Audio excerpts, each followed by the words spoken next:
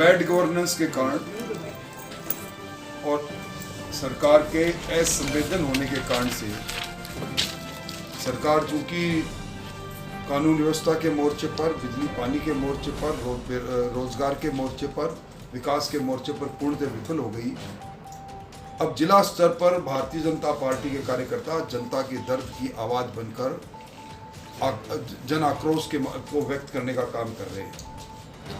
चूरू के अंदर हमने आज से 20 दिन पहले मटका सर पर रखकर और बिजली विभाग के अधीक्षण अभियंता को दोनों को हमने कुछ मांग पत्र भी दिया, उनका घेराव भी किया और उनसे मांग भी की थी कि 20 दिन के अंदर, चूंकि चूरू का तापमान लगातार 47-48 डिग्री को छू रहा है, ऐसे समय में बिजली और पानी की माकूल व्यवस्था आप करें। कंटिजेंसी का प्लान नहीं बनना चूरू जिले के लिए दुर्भाग्यजनक रहा। आज पानी के पीने के पानी के लिए रिवॉल्विंग फंड दे रखा है सरकार ने, परंतु कंटिजेंसी प्लान इन्होंने नहीं बनाया। हमने इन सारी बातों को लेकर इनको चेताया था और इनको ये भी कहा था कि अगर नहीं करोगे तो 13 तारीख को हम पड़ाव डालेंगे। हमें मजबूर होकर इस गर्मी के अंदर, जब पशु भी बाहर नहीं आते, हमें मजबूर होकर इस जन आक्रोश को व्यक्त करने के लिए इस रैली का आयोजन हम कर रहे हैं। शहर की कानून व्यवस्था इतनी लचर है कि पिछले महीने में एक सप्ताह के अंदर 22 जगह चोरी हो गई और दुर्भाग्य ये रहा कि एक भी चोरी बरामद नहीं हुई। आज पूरी शहर चूरू जिले की पुलिस पूरी माफियों की एक तरह से उस पर माफियों के इशारे पर चलने का काम कर रही है। शराब माफिया के गठजोड़, पुलिस के गठजोड़ ने हमारा इस चूरू को ट्रांजिट रूट बना दिया। हरियाणा में डीजल और पेट्रोल की दरों के अंतर के कारण से पेट्रोल और डीजल की तस्करी का रूट ये चूरू बन गया। तो ना तो यहाँ कानून व्यवस्था, ना बिजली है, ना पानी है। एक भी बजटीय घोषणा जो अशोक गहलोत जी ने कही, एक भी अमली जामा नहीं पहन पाई। सारी बातें कागजों में सिमट कर रह गई। चाहे वो सड़कों की घोषणा हो, चाहे वो महाविद्यालय के नाम पर महाविद्यालय खोल दिए परंतु फैकल्टी नहीं, अंग्रेजी विद्यालय खोलने के नाम पर इन्होंने ढिंढोरा पीटा है परंतु एक भी अंग्रेजी अध्यापक प्राध्यापक की भर्ती नहीं। आज बिजली का संकट पूर्णतः सरकार के कारनामों से हुआ संकट है।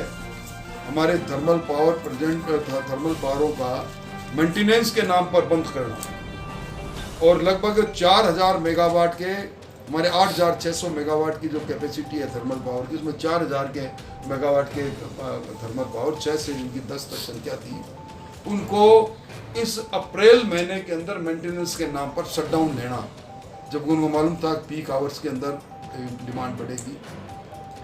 विधानसभा में इन्होंने कहा था कि हम बिजली की दृष्टि से आत्मनिर्भर हो गए हैं। 23,809 मेगावाट की विद्युत उपलब्धता राजस्थान में है। ये महामहिम राज्यपाल के श्रीमुख से, राज्यपाल के भाषण में उन्होंने कहलाया। आज पीक आवर्स पर 14,000 मेगावाट की आवश्यकता पीक आवर्स पर इनके खुद के आंकड़े कहते हैं, उसके बाद भी पूरा सिस्टम हाँक रहा है।